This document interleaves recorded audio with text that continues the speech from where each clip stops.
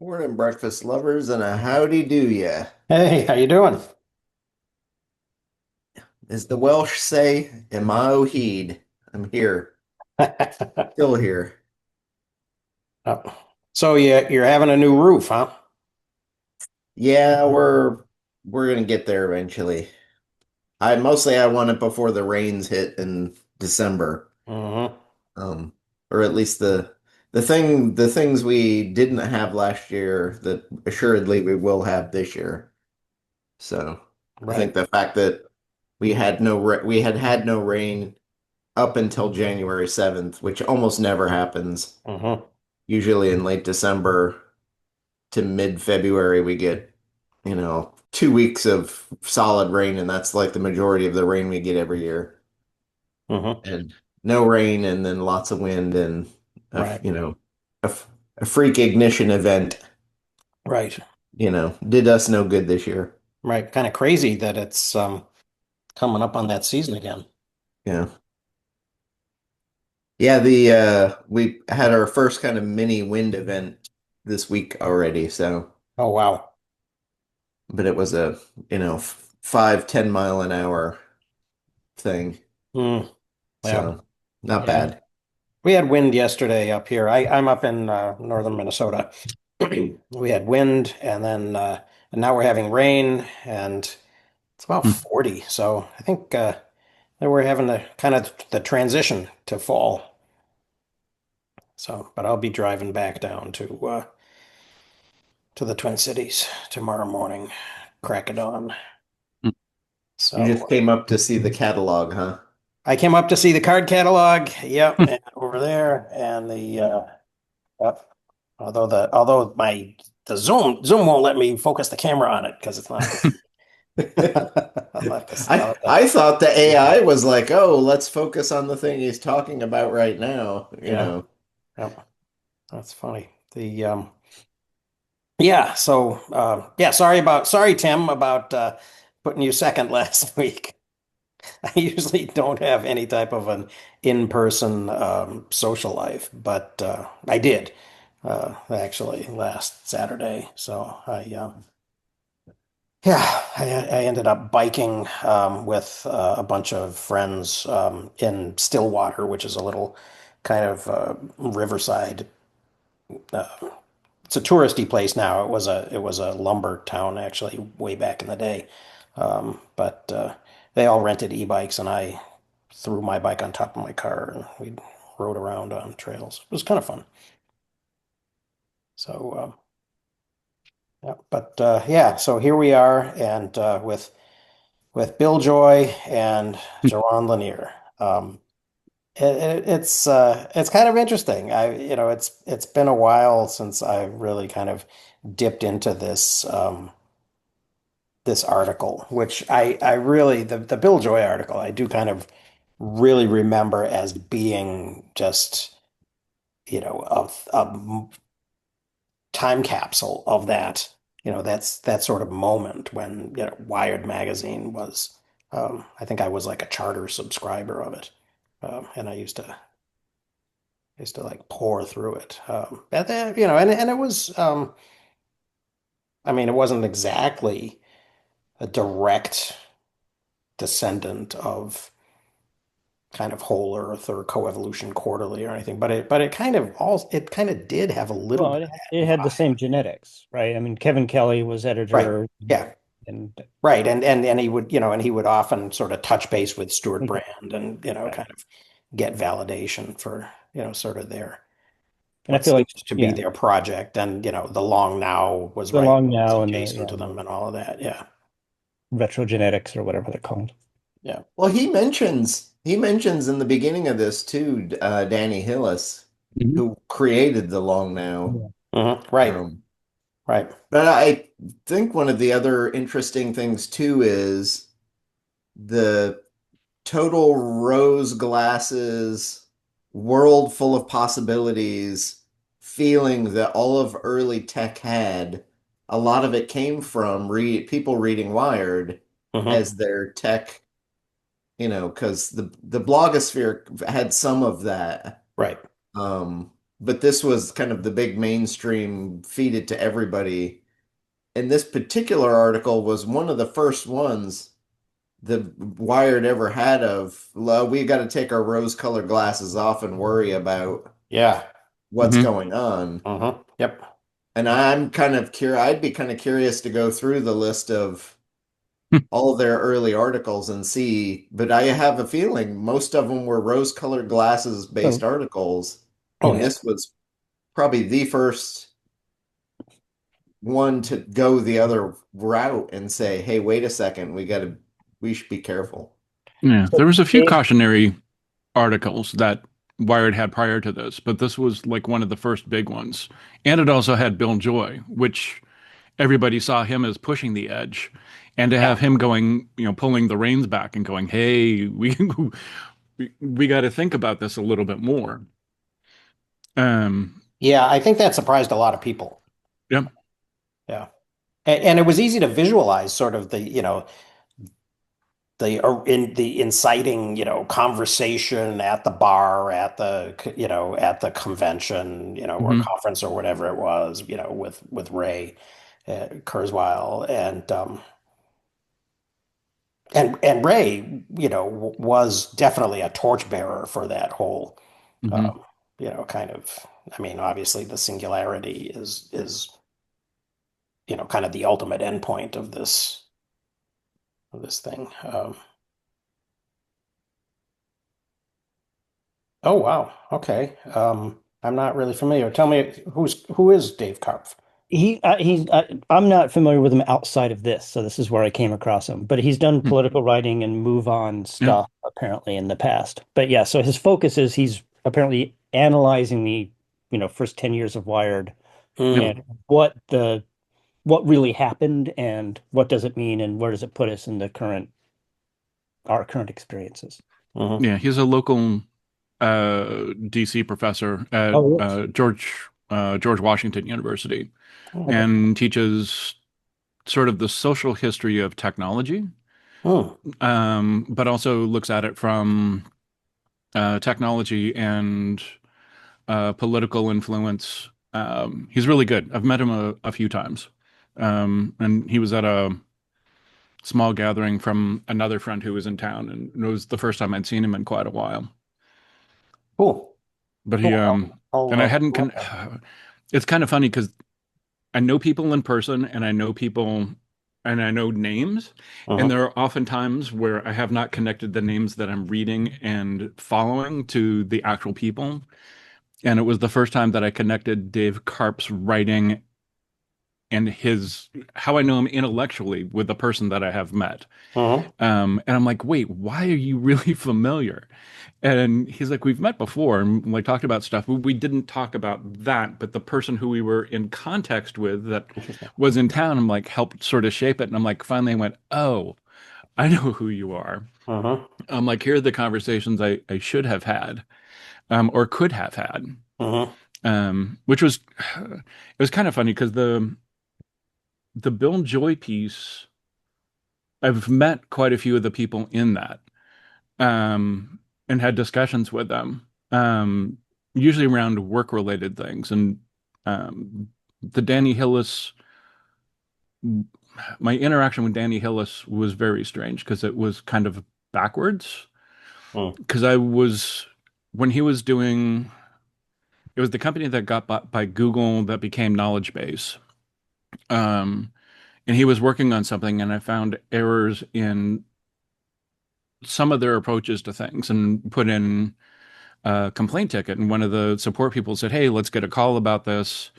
And like 10 minutes into the call, Danny Hillis showed up. Uh-huh. And he's like, I've been wanting to talk to you about this for quite a while. He's like, we knew that we weren't getting it right, but you would help us, resolve it. Uh-huh. And I was like, that just like completely threw any sane thought that I had out the window just because I'm like, I hold Danny Hillis on high regard. Uh-huh. And it was just Yeah. like, had a couple other conversations after that with him, but um, it was kind of funny because I was just like, wait, you're trying to track me down. This is, Uh-huh. this is a weird world. Uh-huh. But it was, yeah, that Bill Joy piece I really enjoyed. And I had read it before, and it didn't, partly because an awful lot of the sheen of tech utopia really keeps coming back an awful lot in the last like 3 to 4 years. Hmm. And an awful lot of the things that when we were building stuff prior, we sort of didn't think about the downsides of things. And we didn't see the downsides of things because it was people who were adjacent to that sort of thinking and we're not using it in sort of malicious or alternate ways. And an awful lot of what Bill Joy laid out really has come to be. Yeah. Um, and it was interesting reading the John Seeley Brown piece and Paul Jewett because it's like that at the time I thought was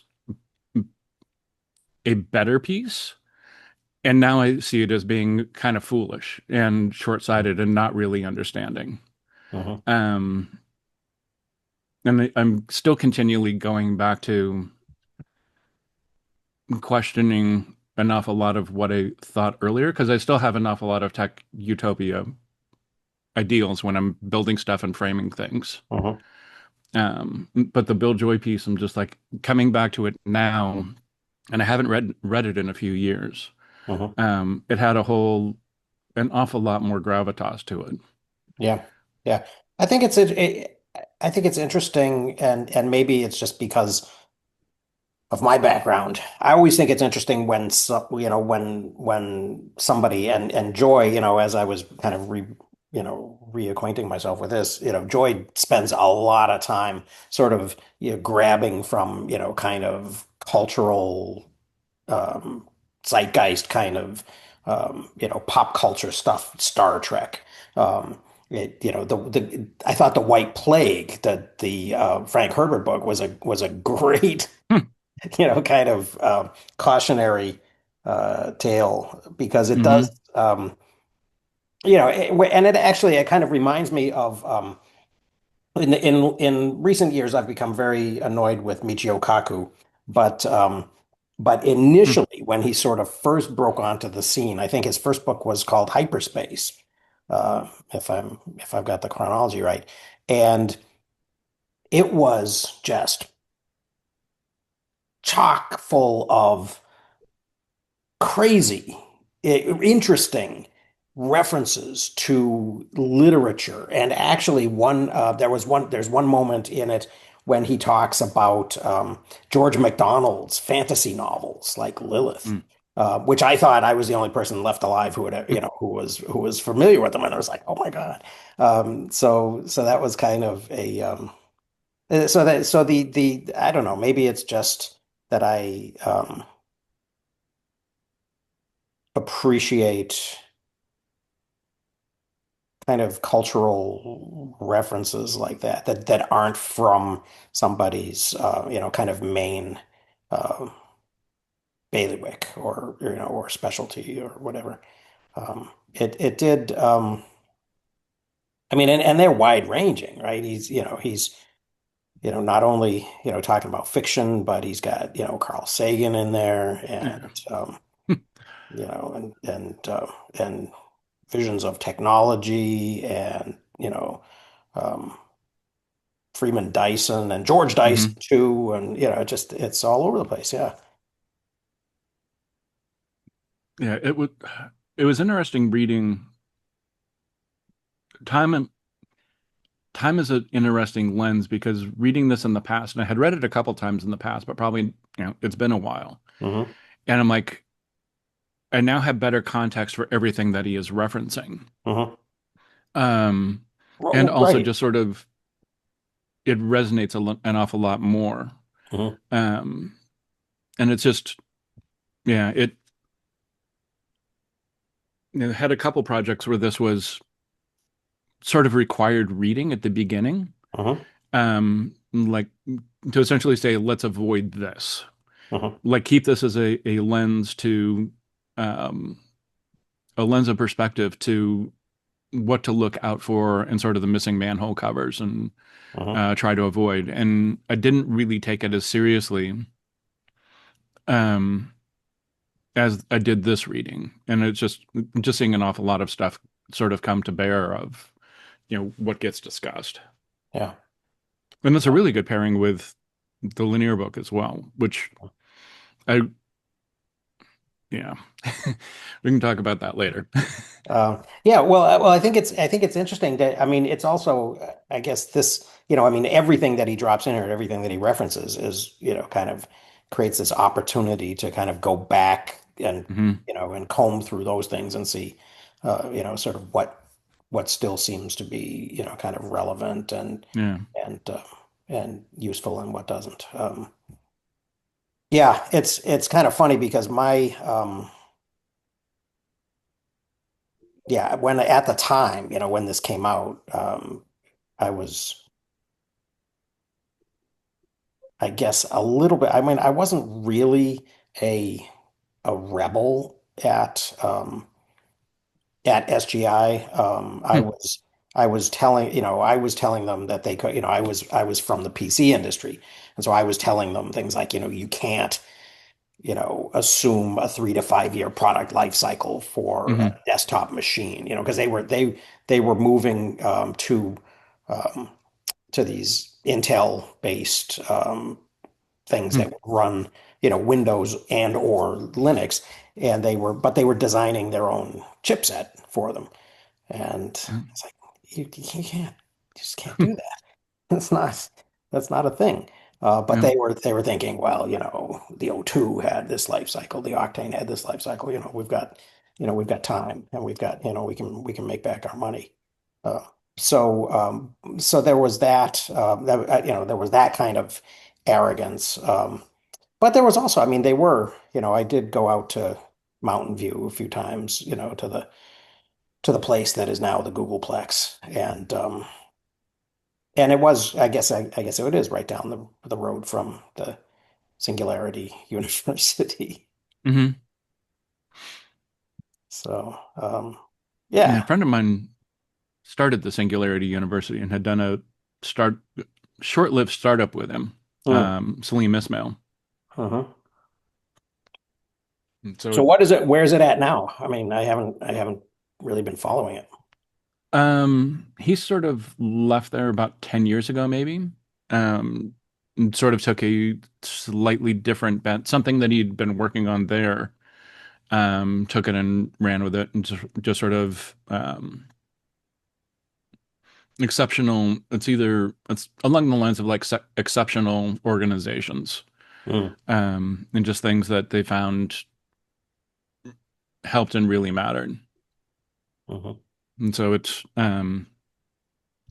but yeah, it was kind of interesting that we'd had long discussions when we were working together, just sort of about singularity, and he was somewhat skeptic. mhm, And then it was sort of funny that he had helped sort of found it and put it together. But he's a really good operations person and bringing people together. He'd been CEO of a few different companies and co-CEO, mhm, and so it made sense that he had that role to be able to run it. mhm. Yeah, yeah. Yeah, just that sense of, I mean, it's kind of funny because, there was that kind of sense of just unbounded,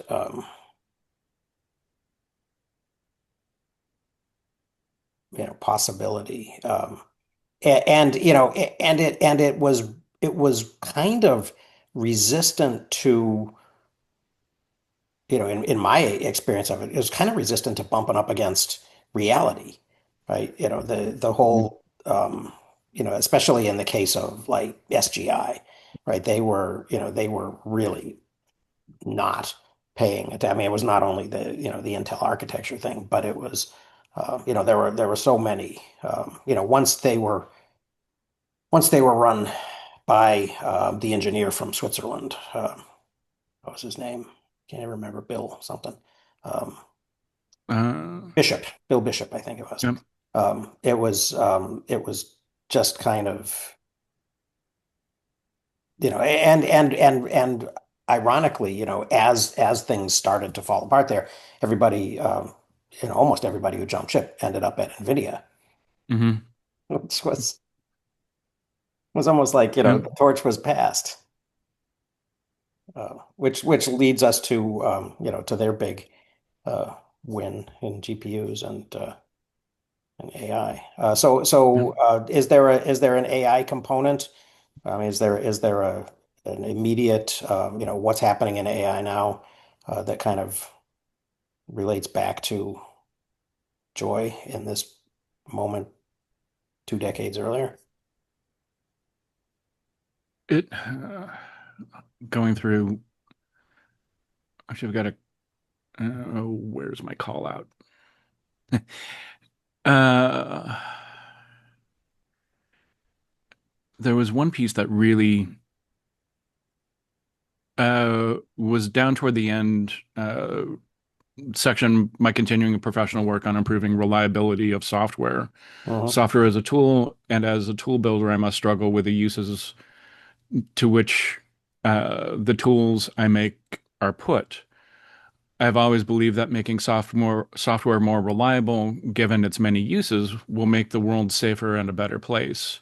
If I were to believe the opposite, then I would be morally obligated to stop this work. I can now imagine such a day may come, and had called out in my notes that sort of Gen AI is that, because it Hmm. makes things, there are so many people who are using it, and very quickly within a month or two have extended software that they can't maintain, fix, Hmm. and it has made things an utter mess. Yeah. And it's just, and it's Gen AI, not, it's a huge pet peeve of mine that Gen AI gets lumped in with, more traditional AI ML and Hmm. NLP, because they are very different things. Hmm. One is more of a performative output with Gen AI Hmm. than actual surfacing and finding understanding and being able to surface it in understandable ways. And so but it was just that piece really struck me. And it's like that was the piece that brought it square within what is happening today, and watching an awful lot of organizations, pretty much for the last 18 months, been talking to, or 18 months to 2 years now, been doing sort of round robin mentoring with engineers and product folks at a lot of different companies of different sizes. And a lot of them have been using Gen AI for coding and in their work practices. And most are finding it not all that helpful, but helpful for the really small things. Like being able to say, build a table from, take this information, build a table, um, do small things that they can trust it with, and just sort of small scripting Hmm. um, solutions. But beyond that, it creates messes very quickly and creates unwieldy code. Hmm. Um, and so it can help you build something to get it running, but it is not code that you want to put in production. Hmm. You need to do a heck of a lot of work to get it to be viable. Hmm. And so it's this really jumped out, and I was just like, okay, this is where this piece like crosses time, and it is insanely relevant just with that one piece. Yeah, yeah, yeah. Well, one of the things that sort of, not exactly along those lines, but close to those lines, was the we've gotten a whole haven't we gotten a whole lot more comfortable with the idea of rolling the dice? They in the last few years, there have been so many moments I've noticed where somebody, like an Elon Musk, and he was probably the one who sort of pioneered this idea, would be asked, what are the odds, that AGI is going to kill us? And he'll give some odds, 10%, 20%, sort of thing. And apparently we've become comfortable to some extent that with those odds or something, or we just don't understand what that means. Hmm. It was kind of funny. I was watching. I must have been really bored yesterday at one point, but I was watching this sci-fi guy sort of critiquing the dark forest uh, concept using the dark forest novel, but then also talking about um, Fred Saberhagen's Berserker series Hmm. and and also it was kind of also interestingly von Neumann probes, that would just go to a new star system and self-replicate until they wiped out everything else, and then move on. But yeah, it's just I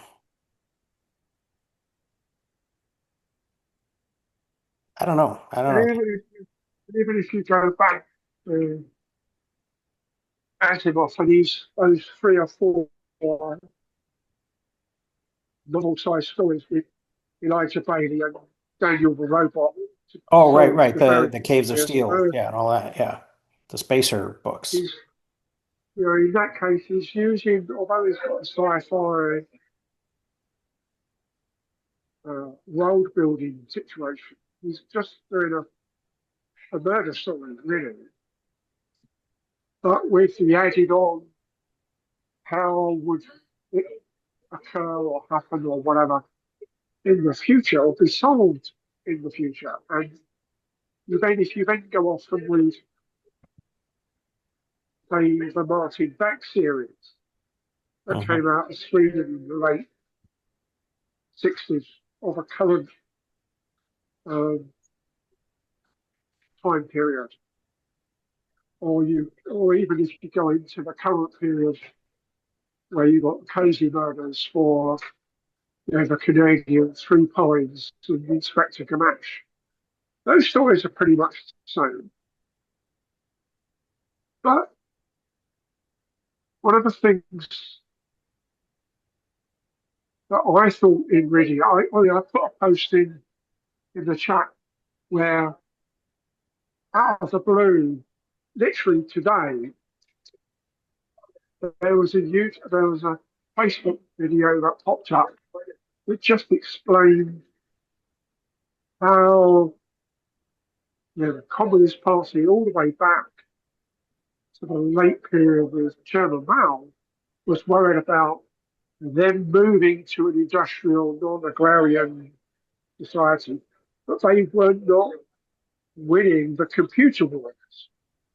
And most of it came down to the fact that with an 80,000 character keyboard, you can't compete with a QWERTY one. So they then solved that problem. Hmm. And I didn't really put two and two together, but I see enough Chinese people around and they're typing furiously away, even on their phones. And now I know how they do it. It's a very advanced form of autocomplete. It's Hmm. constantly guessing, but it's also constantly guessing against what's currently being discussed by everybody else. So, and of course, we all now face it to a certain degree to that because some of that technology is led into our version of autocomplete. Hmm. But then you go, if it can predict the word that I want to say, you then fall back into the imitation game and Hmm. cheering Yeah. stuff. Yeah. But you Well, also there want is to an forward interesting something. transition there So, once you start to get the sense that the autocomplete includes an element of, oh, this thing is listening to my conversation instead of just, yeah, based on the letters of the word that I've already, thumbed in. part and parcel of the Turing problem stroke imitation game as a movie is obviously they finally solved the naval code by recognizing when the subs come up, they always give the weather. And the thing they sign off with is Heil Hitler. Right. So we now know 3 or 4 bits of the message, we can Hmm. work it back. Right. And we can And reverse it's engineer. like, Yeah. I know when I start texting friends and family first thing in the morning, the reason it can predict certain things about what I say is that's almost exactly the same as what I said yesterday. And then it becomes the problem of things that really matter, like the Brexit vote, or at least the ability to predict what the voting is going to be. And you get the Carol Cadwalladr um, conspiracy with the Cambridge Analytica and the Facebook data that Hmm. you're giving away for free because you're getting a free service. Right. And um, the, and the two together, like the Chinese solution for autocomplete, is what in general is everybody speaking about is your keyword phrase the same as everybody else. Let's presume it is to allow us to shorten our, it's one of these possible words. Hmm. And the one thing that I come back on that I always laugh at is 20 years ago, give or take, nobody had a meme, let alone discussed, about flat Earth conspiracy. Yet, like 19 and 3/4 years ago, when Google started doing their trending stuff and published it so you could see what's trending. There's 6 guys in that corner over there that bouncing messages back and forth like video, but forced the trend. So everybody started looking at it. And now I don't know, there's probably half a dozen decent science, pop sci type books showing how to debunk the flat Earth stuff. Hmm. Never mind about the YouTubes and all the rest of it. So it's now a thing in its own right, you know. Yeah. And Well, it's weird too. I mean, what's the next impact for that? What's the next big thing that's going to come out of that when you see things? There's been a number of commentary complaints and stuff about the amount of uh, surveillance outside of China, inside of China, being, oh, we saw you going to that wrongly designated shop, often enough. We therefore are going to take some of your benefits away or some of your rights away mhm, because we think you're leaning too far the wrong way. And you put that together with there's a recent court case in the UK where somebody was being fined for flicking a cigarette in the town square in Manchester, except the individual was misidentified and can prove he wasn't there. he He's only wasn't ever there. been to Manchester 3 times in his life. He was actually at the funeral director organising his father's funeral Hmm. Hmm. 250 miles to the south. And because they misdirected the post, he didn't turn up for the court case that said if you don't challenge this, it's going to happen. So now his, I don't know, 50 quid fine is 500 something, and he's got a criminal record. Hmm. Yeah. They have now accepted, as in a corporation of Manchester City, Yeah. we got the wrong guy. Right. Well, I mean, it's like But it more generally, it's like the yeah, whole opt-in versus yeah. opt-out, kind of situation. But therefore, but it's taken 6 months.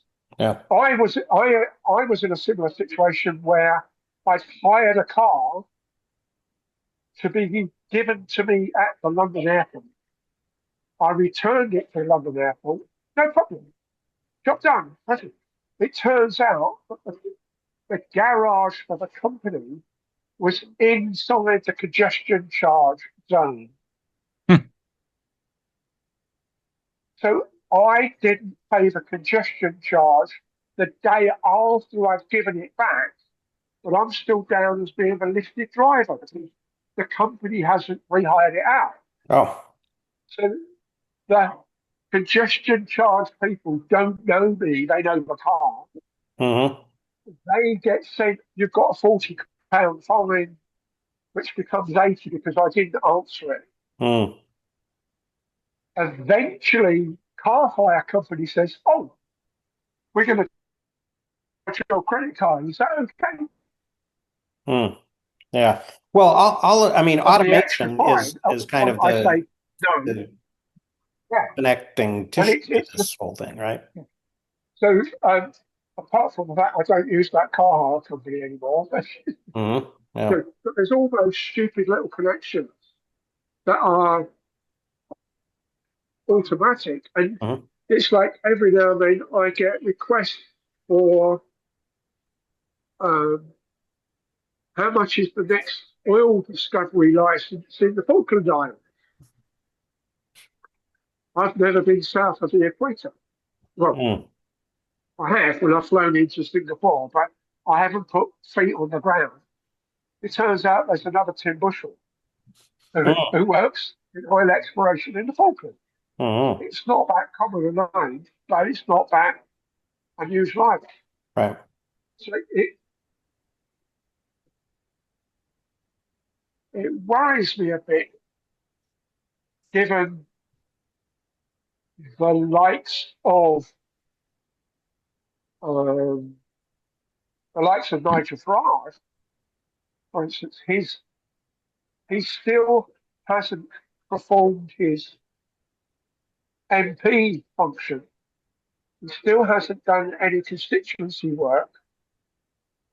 He's he's down as one of those people that are on the committee for fishing, the big commercial. Yet has never been to a meeting. Mm. Yet the party with 4 seats out of 600 is now polling at 30+% as being the next government. They have 4 members, Mm. right, out of 600 and something. So it's half the number of the Green Party, even, which is, going to have no chance of getting a government.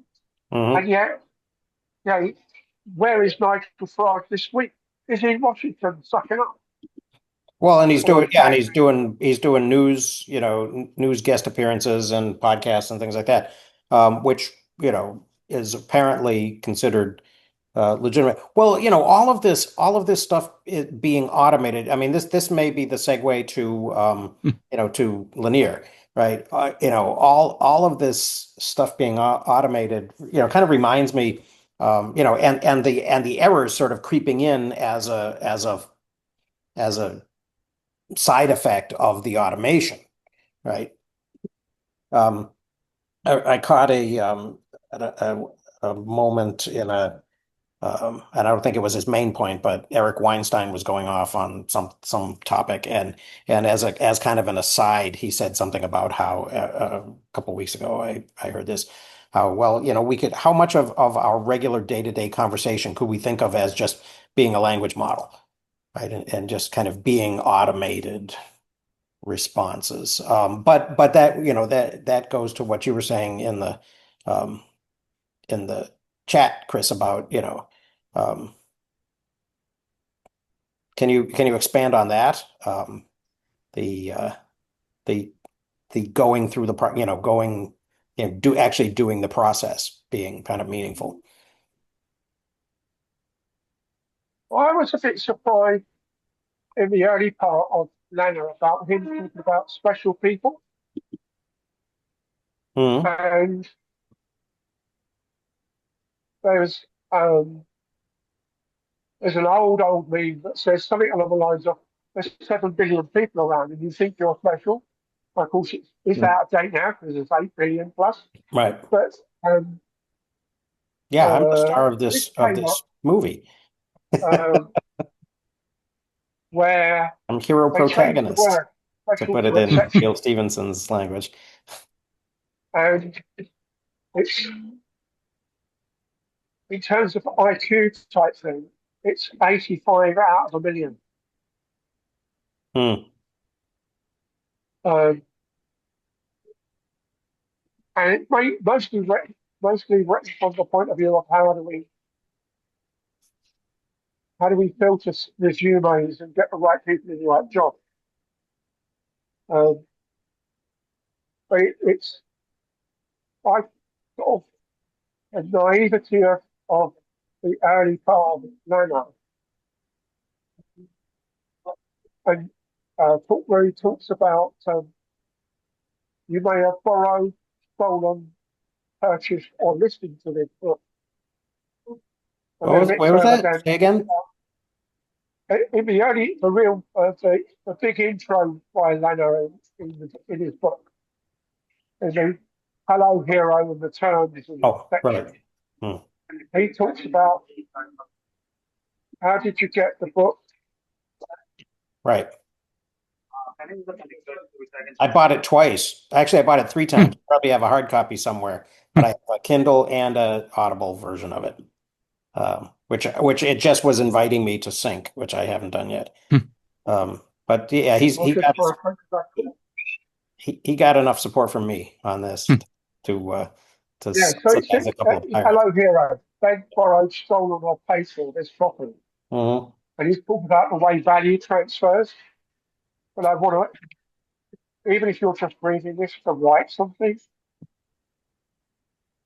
I want to make sure there's a two-way value, Hmm. which I thought was Well, it's interesting that interesting in the way that we've spoken about making our notes in our words to create our content, yeah.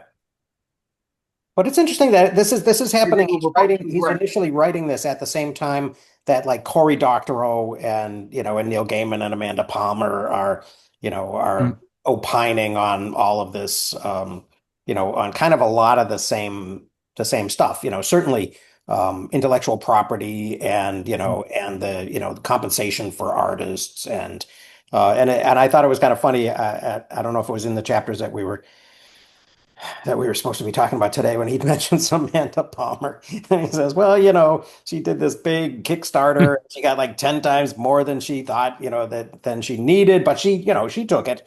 But then to sort of add insult to injury, she asked her musicians to work for free. And then she sort of got shamed into kind of going back on that. Well, I do remember that moment of, the bride thing where she would just, put on a white dress and pancake make and stand on a box and ask for money. yeah. Well, that's goes to that question of who are the exceptional people, and if it's 85 in a million or whatever it is, it's really the root of all of it is where do you sit in the network, which Mhm. is Yeah. part of the question that he's asking in Who Owns the Future. Yeah. Mhm. And it's also an underlying question in the Bill Joy piece because and I don't know, it's like in the first 10 paragraphs, he talks about the system and he's writing at a time, and it's still not broadly dispersed even now, but he's writing at a time where we're looking at the rise of complexity theory in the sense of the Santa Fe Institute as an example. Hmm. And in these pieces, and then the Bill Joy piece, and I think in the Brown Dogood piece, they mention all the people who are influential in systems theory and complexity theory. It's how is the network built and what network do you want to live in? Hmm. So you can see that, yes, there are people who are much more influential because of where they sit in the network. So someone like an Elon Musk or Donald Trump have a lot more influence on what's happening within the system and how the system is built and designed Hmm. because of where they sit as nodes within that system. Yeah. Yeah. So part of the question is how can we redistribute where people are as nodes in the network, and what does that do to the complexity of the overall system we're living in? And it's kind of a weirdly hidden question Hmm. that's going on underneath all this that, doesn't, we're asking the right questions, but how do you really get to the point of Yeah. how do we design the system we want to live in Right. to be human beings rather than Mm-hmm. and then you also then need to ask the question, well, what is a human being? How do we define it? Because Mm-hmm. my definition, I think, of a human being and who they are and how they should be treated is dramatically different than, the orange Cheeto in chief who, I doesn't understand what humanity is as a root anything, Hmm. I think. Yeah. Well, Yeah, and it also sort of begs the question of how much does, we I mean, historians have battled for a long time with the question of, kind of determinism, right? And there are people out there in the world who still, kind of hang on to, a determinist, kind of point of view. A lot of them on the, the Marx influenced left, right? But it is a more legitimate question, how much and to what extent and in what ways maybe does our infrastructure for networking and for connecting people, all of these people of the world, maybe have some type of, maybe not determinate, fully determinant, kind of effect, but influence, right? I mean, I remember, God, it must have been in the late 80s, early 90s. I was working for a distributor, a computer distributor company, and one of my clients out in the sticks in North Dakota or someplace was saying, "Okay, I'm going to do this network project for a guy," and we were sort of on the edge of 10 base T versus the other thing, which I can't even remember what it was called, but Banyan? no, it was it used coax So cables. like packet switch or Mm, Was yeah, it was a yeah, non-collision based yeah. architecture, right? mm, And so this guy asked me, okay, now if I want to future-proof, what I'm doing for this client, which one? And we sold mm, both, so we were, theoretically supposed to be kind of agnostic about it. And I because I mean it's almost like the VHS beta argument, right?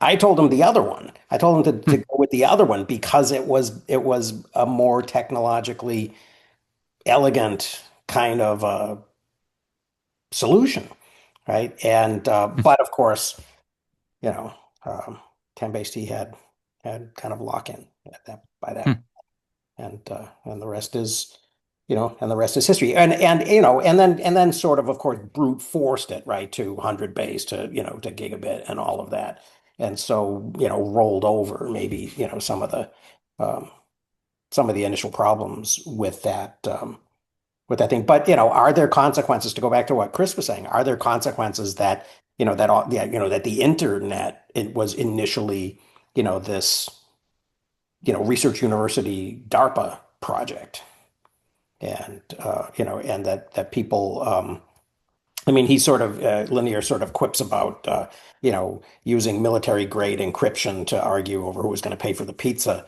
sort of thing at MIT, but you know maybe there's something in that, right? That this is that these are the people and these are the places and this is what this is the world, that they even if they were sort of kind of long-haired hippie, you know white dreads kind of guys, that this is the world they came from. I mean, it certainly gave them interesting access to people like Ted Nelson, and I really this was actually it was probably in You Are Not a Gadget that I first noticed him mentioning Nelson, but he was Lanier's my introduction to Nelson and that whole mm. kind of um, layer of history of thinking about computing and thinking about networking when it was very centralized and theoretical and big machine, and there wasn't even, technology.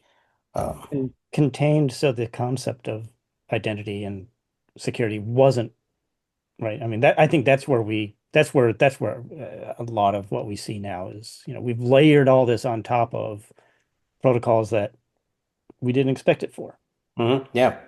or didn't expect for that to come. hmm Hmm. Right. Yeah, that's true. I Yeah. mean, you can have a different understanding of, sort of trust in networks Right. if you're If you know all the people on it yeah. already and they have to call you to connect, Yeah. so it's a bit of a different scenario. Yeah. Yeah, that is interesting. And starting in reading Lanier, it's kind of funny because I keep on forgetting. I have like really strong eye roll moments with him. And then it's like I'll hit a moment where it's like, yes, okay. Mhm. Like now we're in sync. I strongly agree with this. But like some of his lead up and framing, I'm just like, Mhm. and then he'll hit stride and then it will just sort of he'll have sort of like soft framing of things. And I had forgotten that pattern.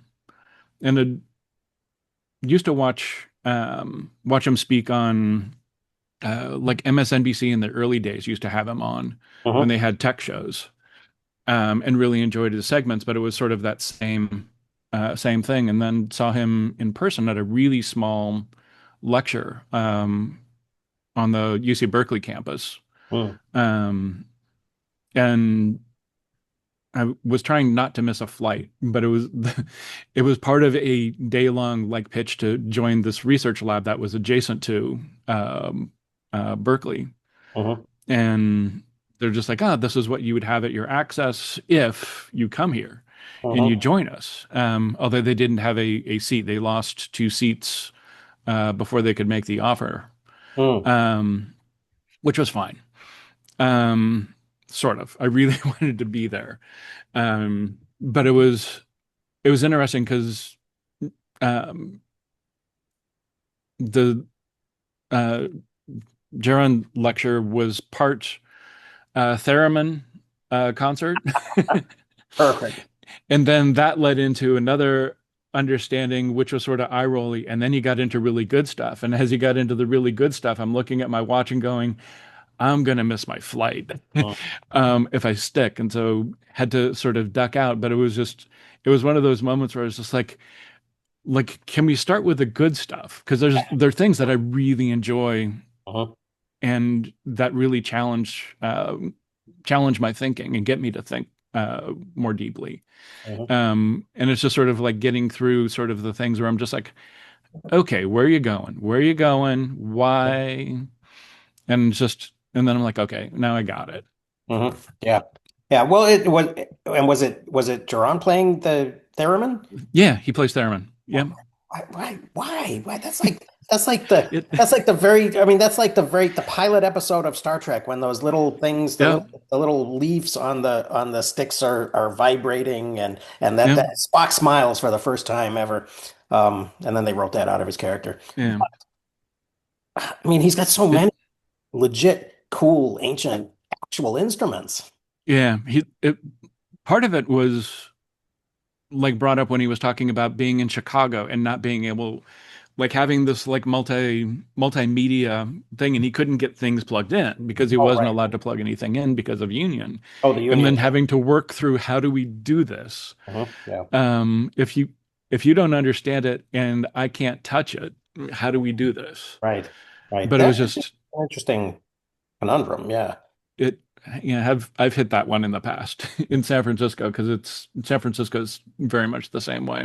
Mhm. And The answer I've discovered because I ran into those things as a student, you de-unionize your theater Mm. so that the union doesn't matter.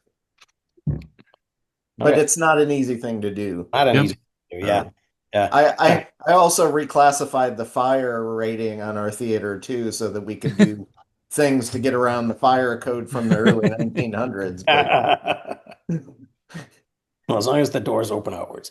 The Um, key is to know where to go to do those things and who to talk to get them done. well, I'll bet. Yeah.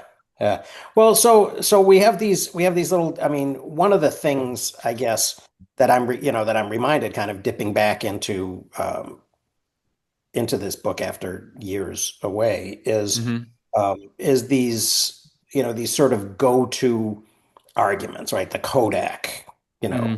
versus Instagram argument, the Napster, versus the music industry story. I mean, and I guess the my question is how representative are we going to, do we think these really are of these other disruptions that we're going to see in other, I mean, he is, Jaron's going to this place where, the self-driving vehicle disruption is going to be the same as Well, the there, as the music industry. And I have some not entirely doubts, but I think there are some caveats at least to that. there's some interesting things you can kind of discover from all of these things by looking at music and musicians over time. Hmm. Hmm. So 500 years ago, if you wanted to be a popular musician, you needed a rich patron, a king or a queen, and you had to Yep. play in their court and Hmm. make things that they liked. Because if you made stuff that they didn't like, they didn't patronize you anymore. They'd find somebody else. So Hello? you had to plug yourself into that network at the time, or you had to, as a singing minstrel, walk around and go to different places to take the 20 songs you knew and make them new in every place you went, or you had to stay in the same place and continually create new ones to make your living as a musician versus the music industry in the 70s, 60s, 70s, 80s. You had to plug yourself into the network of the distribution apparatus to get yourself off the ground. And then when everything becomes Napsterized, a lot more people who play and do music have access to a bigger network, but smaller pieces of it. So you can be Pomplamoose and still reach an audience Right. and not have to bow down to the bigger, more powerful network of the kind of the studio system as it Hmm. existed in Hollywood. Um, but now that network has just been reshifted and it's big players like Spotify who pay you no money, Hmm. own and get all of the income, and you as an individual have to now go back to you have to be Taylor Swift and tour around the cities and make your money off of Hmm. the concerts, selling the merch and all the other stuff. Right. So it's been up and down and up and down. Hmm. Although it looks like now because of the tie-in, all the shifting that was done in the last 20 years has now reaggregated into another centralized network where you have to pay homage to Spotify. Although the taste is now that of the masses again Hmm. rather than of the king. Although Spotify can kind of decide, well, we don't want you to be the top of the heap anymore and algorithmically tune you out. But where on that spectrum of all those options do you really want to be, or is the best place to be, or is the fairest place to be, both from the perspective of the musician as well as the perspective of the audience member who wants to consume that musician's work? Or is there a whole nother option available altogether that's not, you know, we Spotify talked also earlier, doesn't really. Miranda, taking all the money for herself and not paying the people who, performed on her own thing. Hmm. Well, Yeah. that's what Spotify's doing because they don't really pay musicians. They're they pay out the worst of almost all the platforms. Amazon is tied with them, Mm. but they're about 20% less than Apple and Tidal, and most musicians are like pushing you to go to places to actually buy what you are listening to, or Right. they're making money on YouTube and other places. And YouTube doesn't pay out that much, but it's drastically better than Spotify. Yeah, which is ironic. Yeah. Yeah, so this idea, well, and then there was, yeah, he mentions along the way, the idea that infrastructure supported like the excessive cost of printing presses for newspapers supported salaries for reporters, um, Hmm. which is which was I thought was kind of an interesting way of looking at it. Um, it does seem like, and I've argued, I've been arguing this, I guess, for a long time in higher ed. It does seem like, there's a that that analogy is going to hold, right? And but partially, I wonder if that is a question of stakes, right? There is more at stake when a self-driving car or a self-driving 18-wheeler fails than when your song won't load on Spotify, right? Hmm. And I'm wondering if, maybe it's kind of the places where this technology actually rubs up against the real world in very significant ways. Um,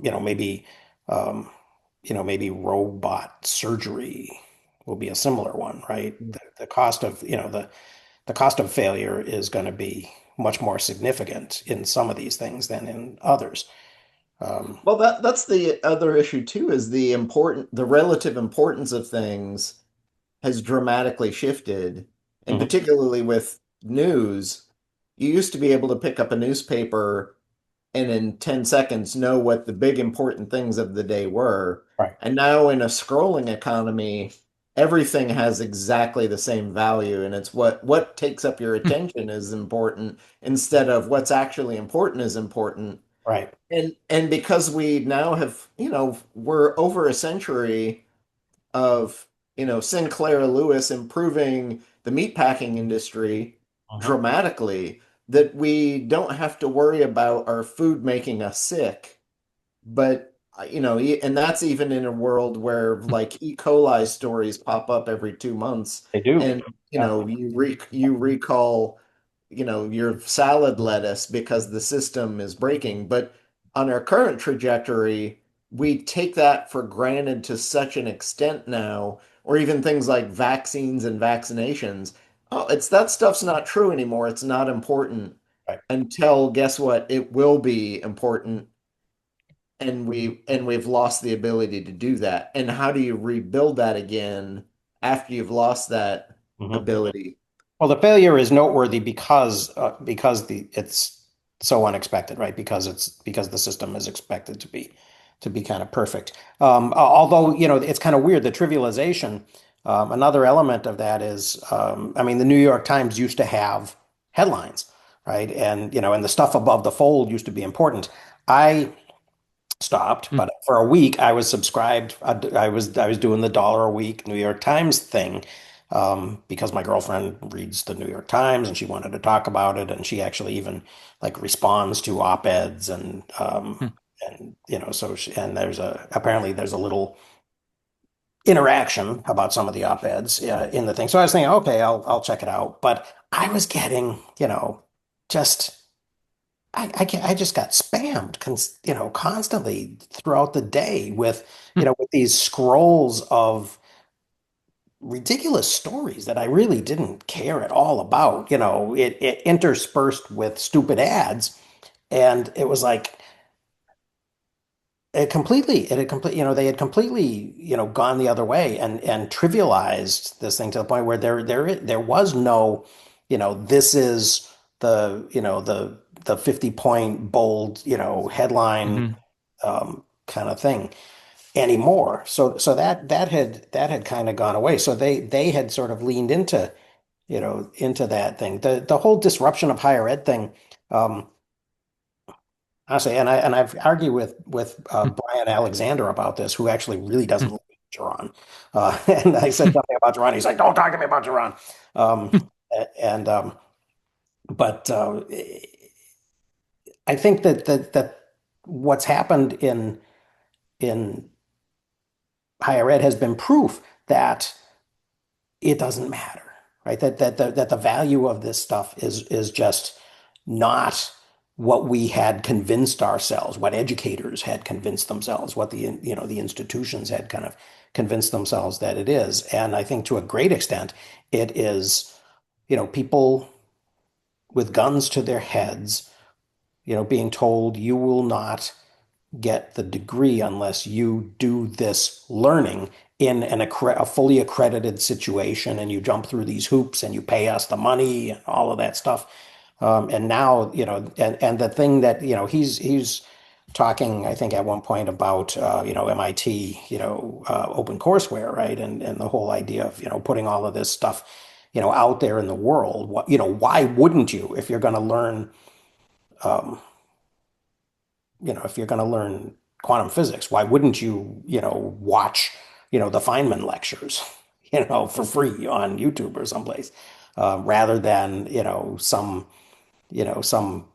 professor, somewhere who has a partial understanding of that, Hmm. but then who's going to, defer most of your interaction to some grad student who's got an even lesser thing, and that's if you were lucky enough to go to a big name school. So, Well, but part of that too is where does the actual education lie? mhm, And in you know, 1,000 years ago, there weren't very many textbooks in a particular area when you went to university, but part of your job was to choose the right textbook for you amongst the maybe two options that might have existed, or mhm, cobble it together based on what's there in the lectures. Versus now, you go to a university and there's usually a required textbook that 9 times out of 10 is either something the professor's being paid to use somehow, or the professor wrote himself or right, herself, usually himself in most of those cases. mhm, Like, you need to buy my book because that's what's supporting my tangential ability to even be here right. versus, I'm I'm about to take a course on Hilbert spaces. I saw your And surprisingly, there's 20 different options out there on Hilbert space textbooks that you can choose. So I spent a few weeks ago looking at a bunch of them and making even a list of what was available. And the bookstore hadn't posted it, so I emailed the professor to say, what, and he doesn't require, it's never a required textbook for him. It's if he suggests one, and usually he suggests the cheapest, best thing that's out there. mhm, So if he's recommending a book that's more than $20, you know it's a really good book if it's more expensive than 20. But I asked him and he emailed me back and he picked a book from the 60s that wasn't even on my list. I hadn't seen it, didn't find it in my cursory, and it even had Introduction to Hilbert Spaces in the title. mm, And Amazon couldn't come up with it, and the three other places that I looked for and did a search for didn't come up with this book either. And I'm like, and my presumption is this book came out while he was in school or just before he went to grad school. So assuredly he used this book himself mhm, at some point or bought it early in his academic career and happened to have it on the shelf. Um, but it's been republished two different times mm, since it originally came out, each time by a different publisher. So it can't be all bad. mhm, But I didn't find it at all. But that goes to where in the network do you sit and do you have power or not? And the way my professor teaches and where I sit in the network, he has the power to recommend something, but I have as much power to decide or not decide. Whereas in the rest of, and it's in part because I don't care about a degree here, mhm, interested in learning the thing. mhm, So I can go find the textbook that works best for me and I don't have to worry about it or worry about the grade. So the dynamics are dramatically different than they are for are you going to Harvard, Yale, or Princeton, and what does that mean for your future outcome 30 years from now? Are you going to be a successful person, or are you going to be, you know, Mhm. tied, how do you tie yourself to that system and that network? Mhm. Well, and though I would imagine a situation where, a student like you would be exceptionally valuable to uh, an instructor because and it's almost because and it almost kind of fits in between those two. I had kind of pulled out two highlights from the first chapter and the first interlude, right? The technology is people in disguise, one, and then also the human condition was in part a function of what machines could not do. So this idea that there's value in and probably especially in your case, Chris, I would imagine that the value is in the fact that it is fully optional for you, right? That you're only there because you want to be, which is something that is very difficult, very human and very difficult to replicate in Yeah. in these other Well, it situations. also, I think, is part of the reason why this guy still teaches is, this will be, I think, his 53rd year Hmm. teaching a different math course. He does two a year, Hmm. but the level of students and the interaction he gets because of what he does and how he does it, and that people are doing it because they're interested, is a dramatically different experience than first year calculus at a college where you have to take it because it's required, and 90% of the people don't care at all about what's going on. Hmm. Or maybe in the ones that do care insofar as the next course they take is going to require them to know at least tangentially how to use this stuff to do the next thing that they need. Um, but I so I to some extent the populist need or want to tear down some of these kind of quote unquote elite academic institutions is useful insofar as those institutions are not geared to some extent to help everyone out. They're geared to help the best of the best. Yeah. But I also don't see any of these populist institutions trying to dump money or help or work into community colleges which really do help, Right. the broader masses to a greater extent. Yeah. I still remember um, uh, it was an argument I think that Malcolm Gladwell made about, if you're a multi-billionaire, you shouldn't be donating to Harvard, Yale, and Princeton because generally the money they need to do the high-end research is going to exist through government facility anyway.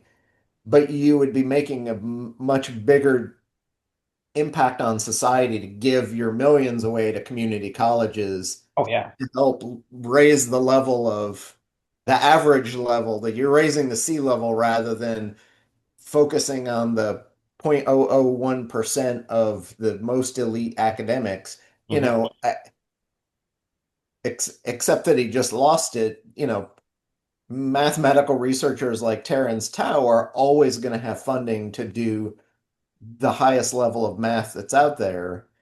Do they need a billionaire coming in and dumping money in their laps versus does, and not that you're not the Terence Tao of history, but does it help Dan Alasso more, who's teaching further down that kind of academic chain of, Hmm.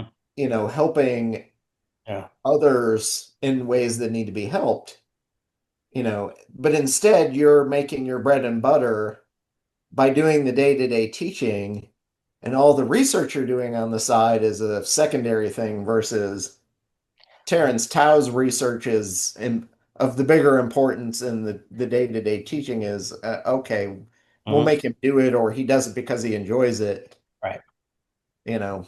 Well, it does seem like there are different functions that and there are different roles, that different people probably gravitate to, for their own reasons. Um, but yeah, it's kind of weird because I was my dad, his Kindle reader, which was like a first generation Kindle reader, finally crapped out, and he's got like 700, 800 books on Kindle, and he could go to his computer and sit at his desk and read them there and stuff. But he decided instead to go to his bookshelf, which is the entire length of this long room, and start pulling books back off, off the shelf, and either reading them for the first time or rereading them. And so he's been coming up with some interesting um, picks, and we've been talking about them, and a couple of them, oddly, one of them was I think a novel that was written by a guy who had been for a while, he had been the president of Amherst College, and then the next thing that he read, the guy was at Smith College, and he said, "Oh, those little institutions," and I went to UMass, so I was part of that five college thing, and so I was able to tell him, stories about the whole the five college history program had it was a thing. It was called the five college history program, and you could take courses as an undergrad or as a grad student at with you could do work at the different places with the different people, and then in every month or so there would be a five college. I don't think it was every month, happened frequently anyway. There was a five college history dinner where everybody would get together at Amherst College and they would have a nice dinner, and then somebody would read, a chapter of their manuscript, or people would read it ahead of time. Um, but then, or an article or something, that was in that they were working on, and they would discuss it, and so that type of community is also important and valuable. But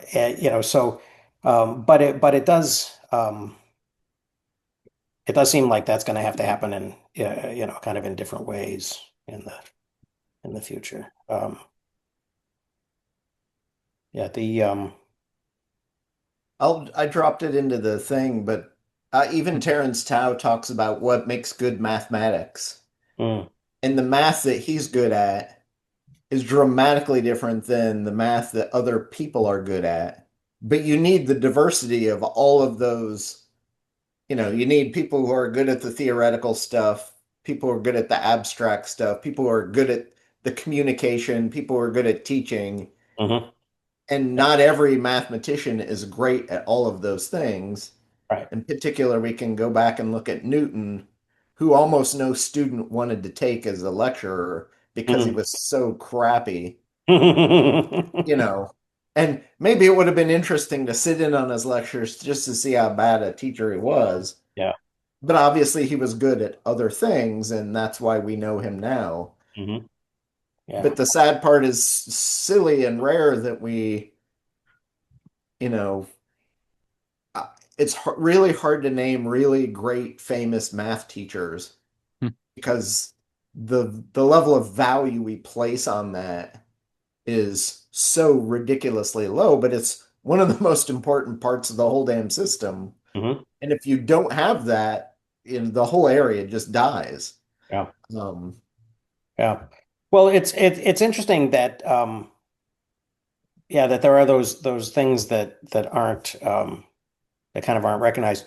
In the Lanier book, I think yeah, I'm scrolling through chapter 3 now, and he mentions Graeber. So I was wondering if we want to sort of uh, critique his understanding of money and this forgetting element of money, and God as a moral authority.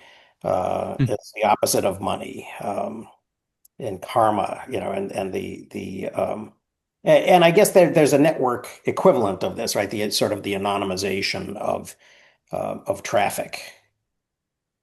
But I thought it was kind of fun. I read this. I guess I first read this long before I even knew who Graeber was. So it was kind of interesting. It was kind of fun to sort of Hmm. go back and say, oh, I know something about that guy now. Hmm. Well, and obviously it showed how important he was to the thinking of some people at that time Hmm. that, because I most of his serious, crazy, heavy work was kind of after that, but it also shows what a good communicator and outreach person he was in terms of, building and creating these systems. I think this book was post. It was well, it was post the crash, and that was the other thing that Yeah. that it reminded me of was that this does come in that post 2008 moment, which I think 2008 is has not received the credit as a cultural as a turning point that it will ultimately have. I think that when people um, generations from now kind of look at our time, they will say, "Oh, Hmm. yeah, that," like the crash of 28 or like the panic of 1907, which we've Hmm. really forgotten about. Well, But the interesting thing here, though, is it feels to me like Lanier has been working on this for a decade, some of these ideas, because a lot of them are incredibly well thought out. They're well framed. The fact that he actively chooses the framing of something like Siren Server, which is Hmm. a Mhm, incredibly complex idea, but that he's thought about it to the level that he's given it a name mhm, that kind of marginalizes what those servers are as a thing Hmm. to support his argument. mhm, You don't do that overnight. No. That's not the crash happens in 2008 and here's a knee-jerk reaction. I've been thinking about this for a decade or more. And I appreciate the couple of times too, he presents, here's the opposite of my argument, then you can go read on it. mhm, And he usually, I think the one or two times it was a passing, here it is, read about it, but I don't subscribe to that. And here's a sentence why. He doesn't really, I wish he kind of would delve into it a little more. Um, but the density of what this book represents socially and economically is more coherent than some of his later works. I had known him mostly as a, anti-social media right. guy, which is it's a lot easier argument to make.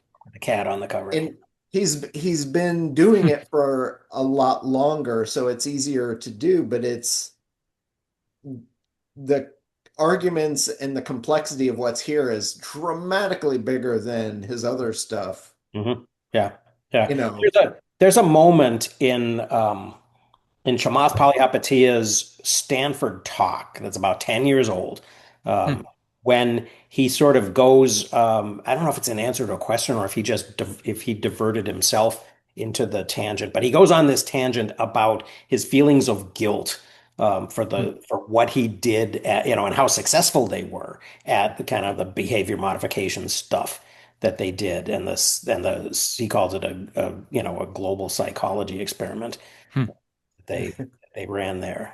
And I think that is, that's sort of an interesting, kind of thing that sort of parallels this a little bit. And what was his name?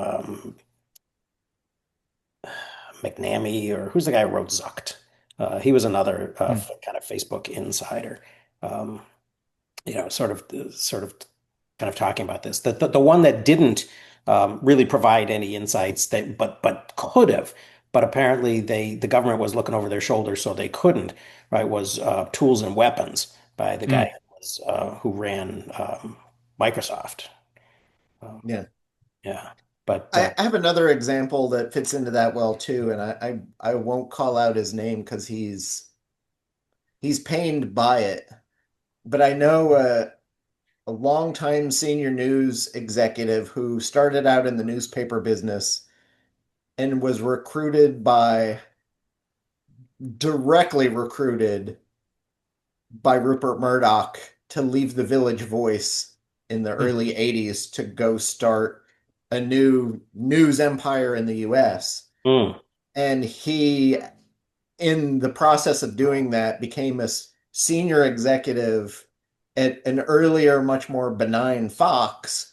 mm, But he also he created and put together and ran um, a current affair, which created Bill O'Reilly as a hmm. thing. And in a period where the if it bleeds, it leads, and if it's loud and obnoxious, and Right. he literally, and he's about as Democrat Party as the Democrat Party can get as a guy, but because they could make money at it and do well, and he was good at it and knew the theory and how to tell a story, he trained an entire generation of people, Hmm. um, which I'm also certain. Uh, God, what's his name? I'm pretty sure he also trained Joe Rogan Mm, in early Joe Rogan days. Like you go back into Joe Rogan's resume, and it's literally this same executive taught Joe Rogan how to do what Joe Rogan does wow. as Bill O'Reilly. Wow. Which I've now given you enough hints. You should be able to, if you're a careful researcher, you could track down and know who this guy is. Um, but two generations of people he has trained, and now is retired and he's a carpenter.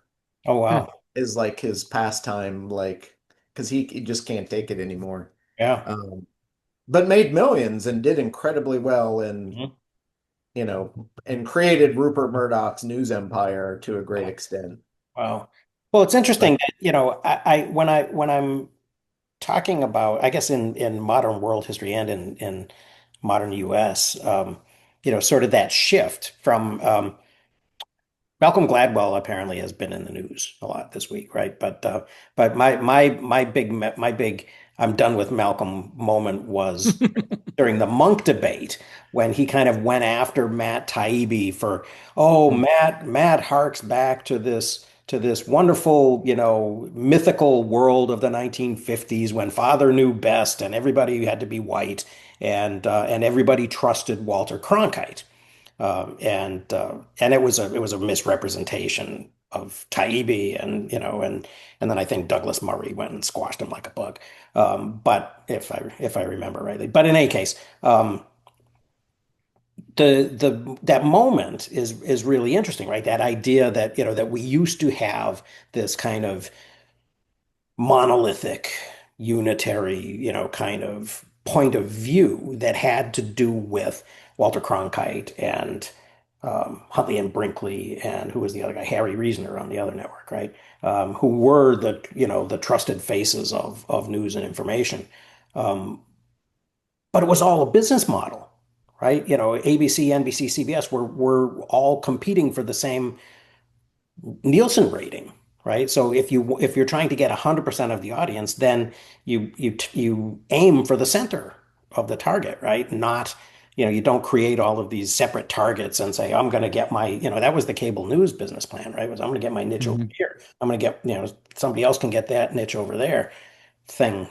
So it was all sort of based on these different kind of imperatives on how to make money, um, which probably also gets even more atomized once we get away from cable TV and we get to things happening on the internet. What about this idea though that Lanier seems to kind of introduce in chapter 3 or 4, where he's talking about this he's extending this argument from the money and God thing to an anonymity thing to the network and forgetting, right? And Mhm. I think that's one of his major kind of themes, right? And he'll elaborate on that later when he talks about Ted Nelson and single copies and transclusion and all of that. But what about that idea of anonymity? It one of the events that I would regularly go to for a stretch of years was the Internet Identity Workshop, Hmm. which was held at the Computer History Museum. Um, In San Jose? and uh, nearby in it's right next or right near or it's right near the Microsoft campus, which is right next to it's Menlo Park. It's Microsoft, and then you've got Google back behind it. Okay, yeah. Oh, I Um, thought it was a little I thought it was a little farther away. I've been to a thing there, I think. yeah, it's right off 101. Mhm. Um, but there was a whole lot of discussion just sort of around anonymity and you know thinking anonymity fades away in a networked world because there are so many people and technologies that can go, oh, I know this person because of these traits and Mhm. patterns and fingerprints. Right. And so it's something, and there's quite a few people I know that have kept like their real name off of the internet. Um, and and some of them I know quite well, and I still do not know what their real name is. Hmm. Um, That's a feat. yeah. Um, and have stayed with them, and I'm like, I know their spouses' real names, Hmm. but I'm like, I'm just like, like it never was really that important. Mhm. But it was just, it. I know that there are people that do know, Mhm. but there are people. It is like one of those things where it's just like, the internet doesn't forget, the networks don't forget. They're sort of the opposite of forgetting. Mhm. And I thought it was like having the setup of money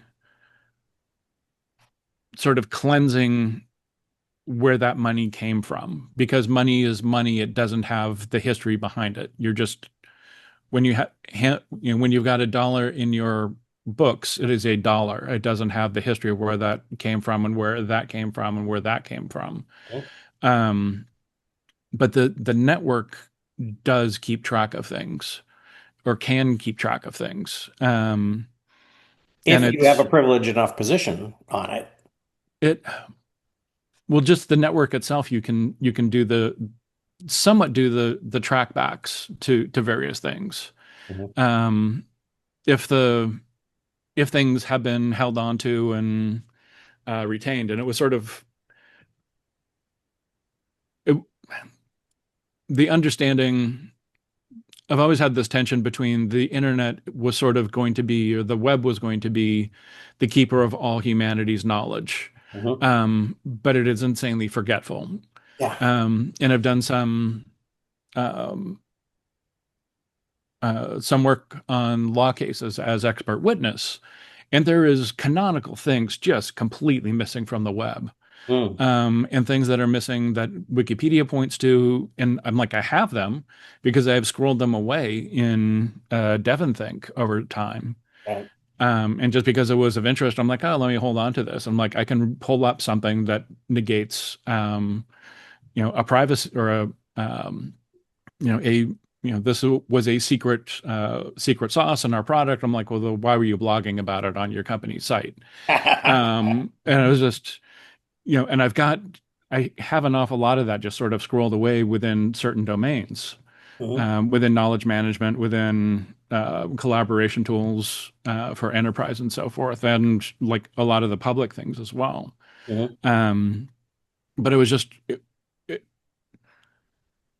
that sort of realization that the web is not the collection of what humanity thinks.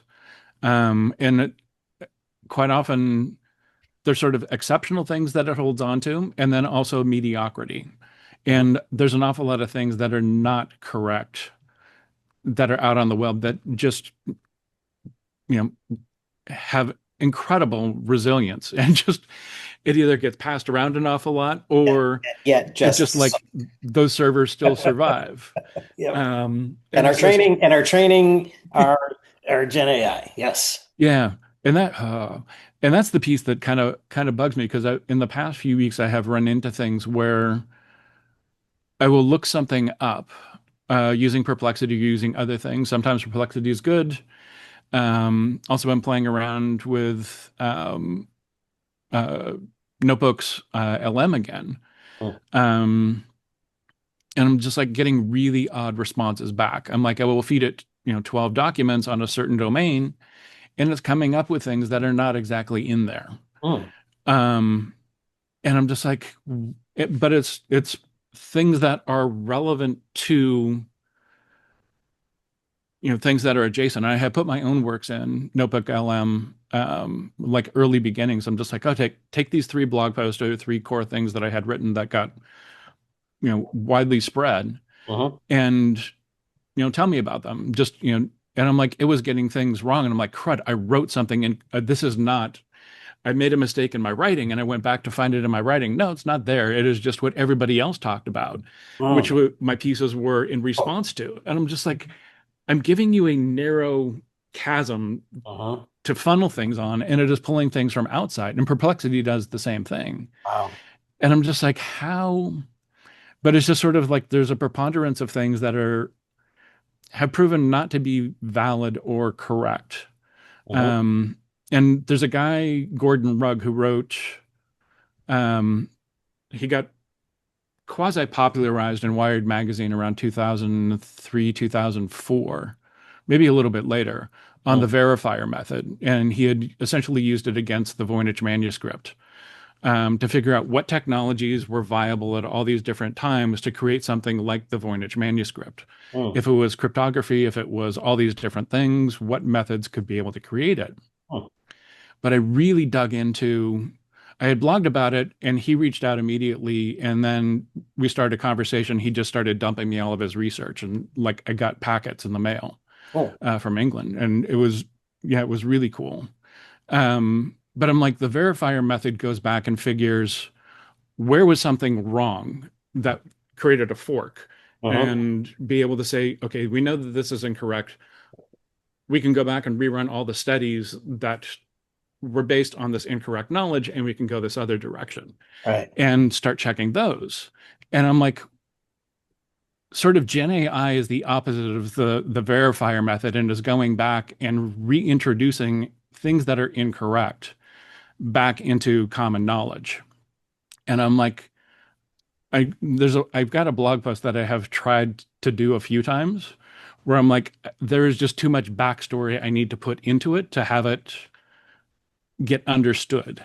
Just because the verifier method, being able to frame the verifier method for easier consumption because it's not widely known, but then also just sort of framing it as the counter to what Gen AI is doing, where it's you can feed it things and it will still misinterpret or bring things in from outside that corpus. Mhm, And so it's I don't know I find it like Gen AI helpful at times and also just wildly frustrating at times, mhm. just because it just and like I will test it just to see what it can do.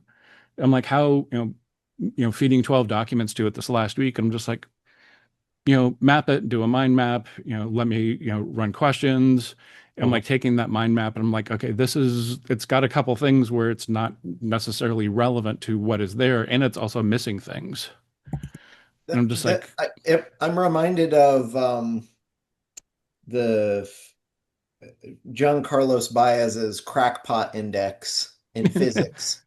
yeah, And there are lots of physicists and mathematicians who know and understand and can do all the things they do in math and physics. yeah, Yet there are a million crackpots who think they know and understand it, but yeah, don't know even basic calculus. And they're yeah, willing to theorize. So there's a ton of writing that's out there and available about all these crackpot theories that, you know, maybe 0.00001% might turn into something as, hey, this could be a fruitful area to chase. But there's so much fluff around it all. And I feel like AI is giving us all the crackpot theories too often and can't distinguish between, the very low level stuff and the super complex stuff to be able to know. But there is an interesting heuristic in the crackpot index that every mathematician and physicist knows. Like if you mention these three or four things, it's almost assuredly the case that you are a total crackpot who has no idea what you're talking about. And So you, we can trace the genealogy of your crackpottedness. but the thing is you use it. So if you're a Terry Tao, you probably get 50 inquiries a week about, hey, what about this thing? And it's from somebody who doesn't even know basic topology or analysis. And it's just coming on that And idea. but he can't, if he did, if he read them all, he could easily waste the entirety of his week reading through that stuff rather than doing the new interesting things Mhm. that no one's ever thought about before. And where is his time best spent? It's not on, you know, Yeah. those other things. Mhm. Mhm. So you have to be, how do you do that? But too often I find, those hallucinations in the AI stuff that I'm looking at or I'm interested in, you know, there are times where I go out and I'll throw in a question to an chat bot or chat GPT or an AI tool or even a general Google search. And it gives me back the answer of the thing I wrote about 3 years ago. Yep. And I'm like, yeah, no, I already know that. Yep. Well, I need the new state of the art. What's happened since then? Give me the Yep. new thing. And Yeah. There's a Douglas Adams thing that Hmm. I think Dirk Gently says at one point about Sherlock Holmes and he's objecting. I think one of the other characters says something about if you eliminate the impossible, then whatever's left, however improbable, must be the truth. And Dirk says, I reject that completely. And he goes off on this long harangue about plausibility, right? And about how, something might be, might seem like the right thing, except that that person just would never do that, right? And he uses that, kind of that intuition as a much more, and I'm not doing justice to the way that Adams wrote it because it was brilliant and funny as hell. But that idea of something of us as humans being able to, I guess that's the point. That was what just connected it to what you were saying, Chris, was that, us as people being able to connect something that may seem factual, but just, doesn't doesn't fit. well, we're all out searching a massive solution space in our lives Mhm. in certain areas, and we're looking at adjacent possibles to find and expand what we know or what we're capable of doing. Mhm. And the issue is, and Terrence Tao and Dan Alasso, the history professor, knows where some of the dead ends are and that aren't, or just you're not gonna go search that solution space because you don't think it's useful. Mhm. But the person with the crackpot theory should go spend all their time searching it, and Right. maybe they'll learn something or figure something out, or maybe they come up with that massive breakthrough. Right. You Well, know, and it's also there's it's that element of, so many people and the web and YouTube sort of exacerbate this issue, right? Discovering this thing for the first time. Right. Yeah. Falling into this honeypot, for the first time and being so excited about it and reinventing that wheel over and over and over and over again. And it seems like, a Terrence Tao or somebody should just, maybe just like once and for all say, okay, there's a generic class of problems and yeah, I'm gonna tell you, you know, what will get you past this error that you're about to fall into yeah. before you do it, and somehow make it compelling enough and interesting enough and sweary enough maybe that it Well, gets some traction. if you look at all of the Zettelcast and everything that's happened roughly since 2013 is the repopularization, roughly. I'll put that date.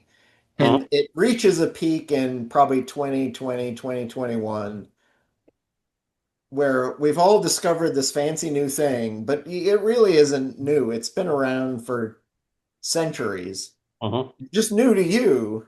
Right. And Hmm. there's some interesting and useful and you know complexly nuanced things that make delving into it useful beyond the, hey, I'm tired of the one page breathless blog post about here's the solution to the world right here. Yep. And here's This the is numbering this scheme.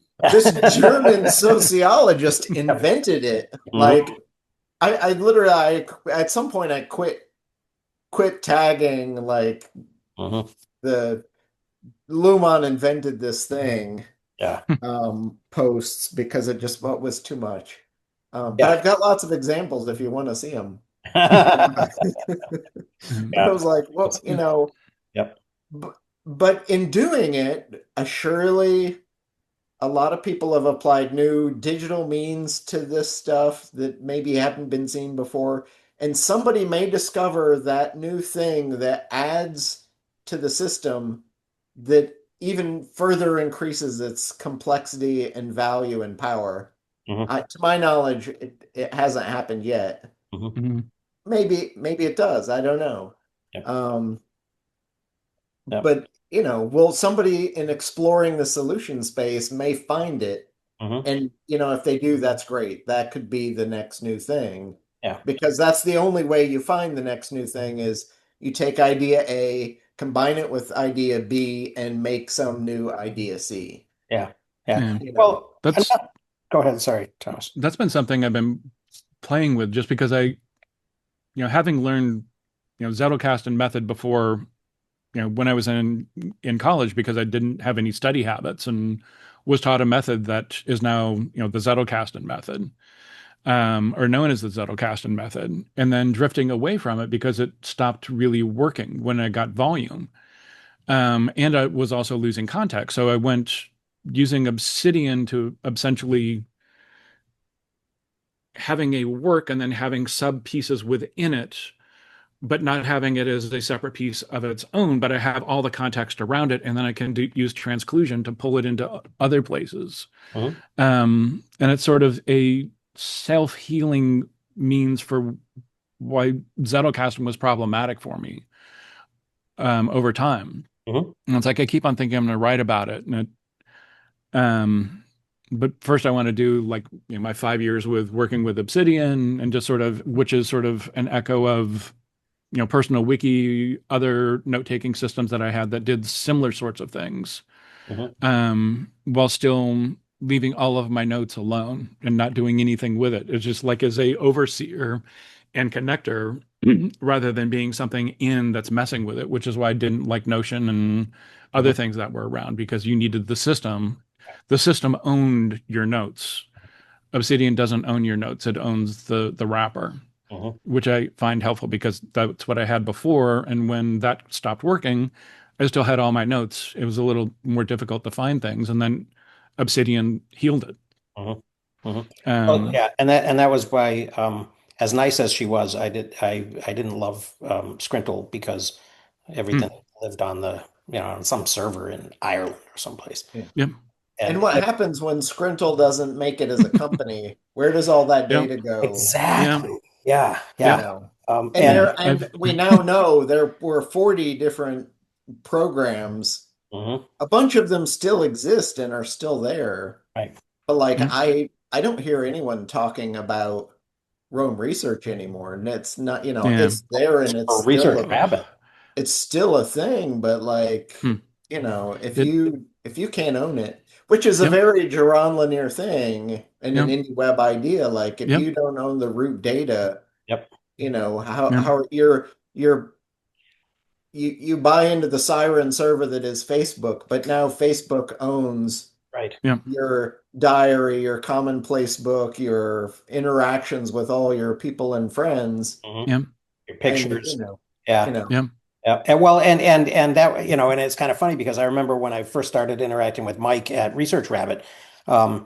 it was very clear, and he was very upfront about the idea that that the value that they were going to ultimately accumulate and make their fortunes on was the value that people like me were putting in, right? Hmm. They were gonna look over everybody's shoulder and then be able to sort of amalgamate and accumulate and do all of the. I mean, they were basically training an AI, Yeah. um, and so Well, if you look at it, literally every big company on the planet in whatever wave is familiar and fun and seems big. So big data was a good one, mhm, a decade or so ago. Every big Apple, Google, all of them, oh, with big data, it's a good thing. mhm. AI pops up and now everybody is all, Yeah. Well, that's the new funness, or people. they see their ability to grow by owning other people's stuff. Hmm. If Research Rabbit can make billions by owning Dan's stuff and Thomas's stuff and Eric's stuff and my stuff and Tim's stuff and Right. but it's wait a second, it's our stuff. Yeah. Yep. Like, Yeah. Well, and it is Yeah. interesting that, and Jaron does mention that, that there are these things, that and in his work, I guess probably at Microsoft, they're seeing that these connections and these correlations are nonsensical, right? Hmm. And that people who like orange, soda are going to buy Hondas or something, right? And yet they work, right? And that they can and yet they can be predictive and that they can result in, positive cash flow and the accumulation of wealth if you bet, on those bases. Um, One of the things that is, and I think that that's really interesting, and I am not sure that I think that the solution that he's going to propose is sufficient to that, but we'll get to that when we. Yes. One of the things in these chapters that I did want to mention before we end is this idea of promises equal money, or promises lead to money, that the creation of money, and the way he says it is ordinary people can help create new money by making promises. You constrain the future by making a plan and a promise to keep to it. Money is created in response because in making that promise, you have created value. New money is created to represent that value. And his example is the home mortgage. And I do think that this is a way that historians and economists and even banking historians have failed to understand banking and finance in American history. Is this is this idea that and they get and economists get really wrapped around the axle on the idea of capital and retained earnings and plant and equipment, and then where does IP fit in, because IP is value, right? So how does that change the capitalist equation, when more of our economy is knowledge based? But this idea of just intention, I mean, it's almost like mass psychosis, right? In a way, right? That intention creates value which can be monetized, and a bank creates $1 million mortgage, and that gets paid to somebody, so it gets deposited, and then that actually is a value creation. I mean, this is, and going back into banking history, I mean, one of the big things that happened, and it was Lincoln's fault, all those things that happened during the Civil War, when national banking came on and they eliminated state banking, what they were really eliminating was those state banks' ability to create money by lending on land, right? Because national banks couldn't do mortgages, right? So then you had to create this whole other savings and loan thing and all of that. Um, well, he gets into that a little in here where he talks about how you can bundle up mortgages and take tiny little aggregate pieces of value and bundle it all up. And who is it stealing from? mhm, Is it taking money away from, the little guy who actually owns the property that is the thing of equal value? mhm. So are you in a calculus sort of way, taking like tiny little pieces and adding them up into something that doesn't actually have value. And then there's a crash. Hmm. But the real psychosis is, particularly in such a toxically pro-capitalist way, these things are too big to fail. Right. And if they do, society just will crash. So we need to bail them out. Right. But Well, how do we bail them out? We take the calculus of the dollar in taxes that you paid that doesn't seem like that much to you, and we're going to give it all to, right. Well, and ironically, they called it derivatives, right? Because it really is, like a derivative. It's a formula that summarizes a change of change over time. yeah, A rate of change of a rate of change. So it's like a level of abstraction. And to what you're saying, Chris, how do you go back to those to yeah. those points along that Well, scattergram that all make up this bundle of things that becomes this derivative product, right? And where it's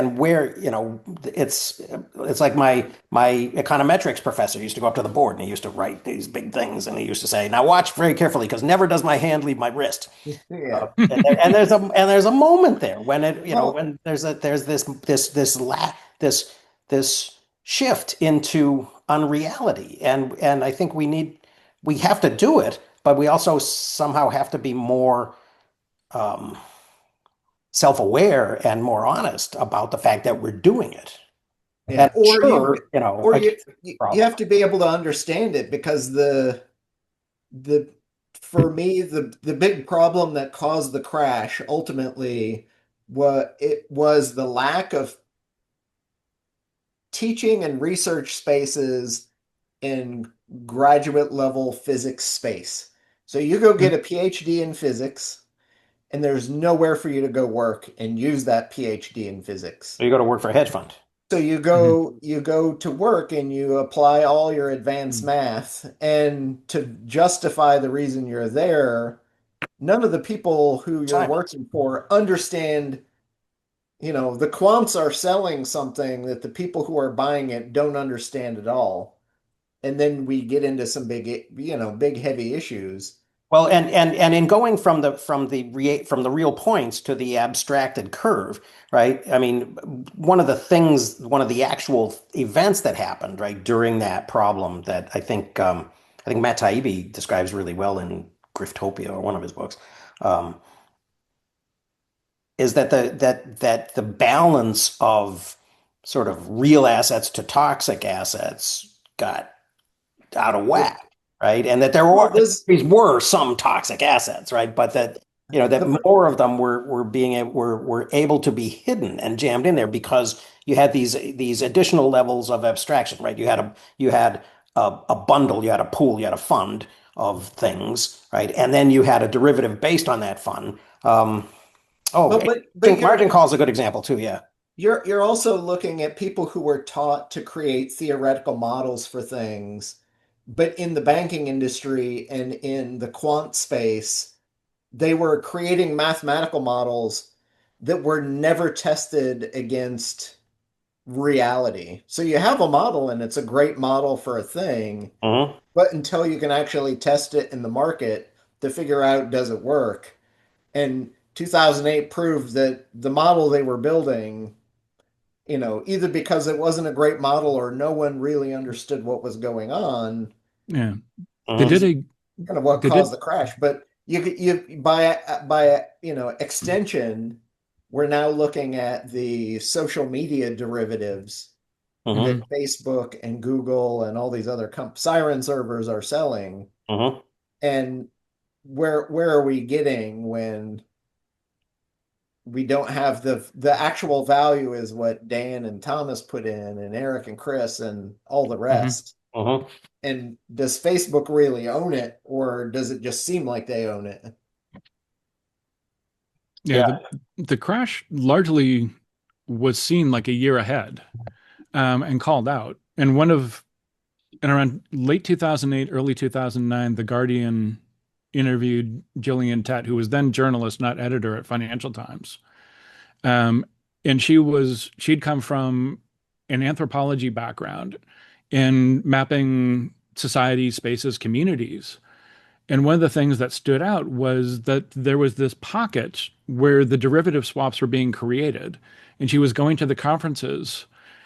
And outside of those conferences, it was dead quiet. You could not hear anything, which is really odd because everything makes noise and sound. Uh-huh. And the lack of sound and the lack of noise, because they didn't want to have anybody paying attention, that was essentially something that stood out to her, which she was completely drawn to. She's like, I need to understand this because it doesn't make sense. And the more she looked at it, she's like, this is a severe problem.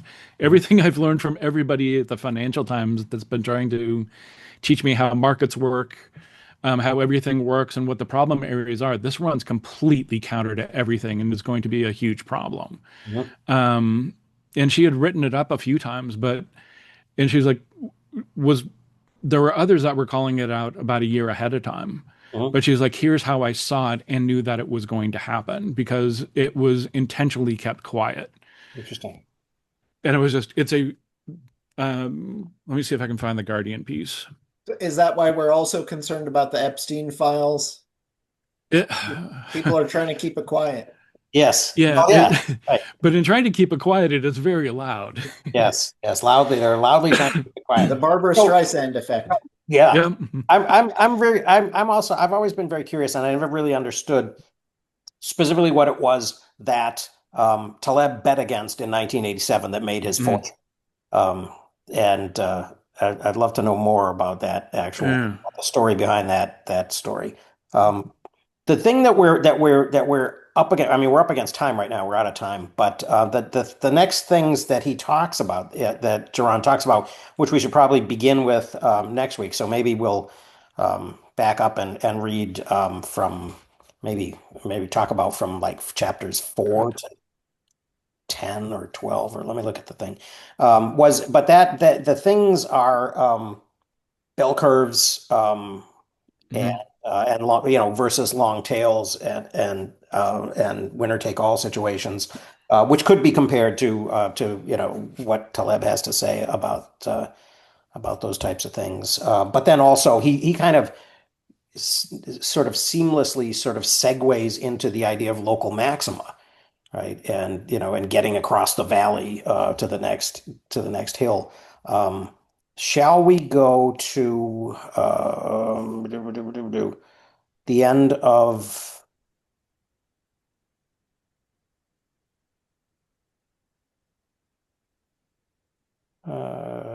the fourth interlude? Should be about 155 or so. So that would take us through chapter 11. Okay. That'll work. All right. And because he mentioned how you got the book, did you steal it? Did you buy it? Audio, print, whatever. I gotta say, I really hate when the chapterization of the audiobook does not match the chapterization of the actual book. Drives me bonkers. Like, come on, people, get your business together. Right. Yeah. Yeah, it's not that difficult. Yep. Okay, cool. Well, this was good. There's a lot in here, and there's going to be a lot to follow up on from the links in the chat. So thank you, everybody. Oh, too much. Slow down, people. Yeah. All right. Well, we only got through the first, 3-4 chapters. So we'll take as long as Well, we also did the Bill. Oh yeah, we did. Right. Yes. That's true. So. We did talk about that for quite and a while. Bits and pieces of other things that were tangential even in the reading. So, but useful. Yeah. Cool. All right. So thanks. See you next week. Thanks. Ciao.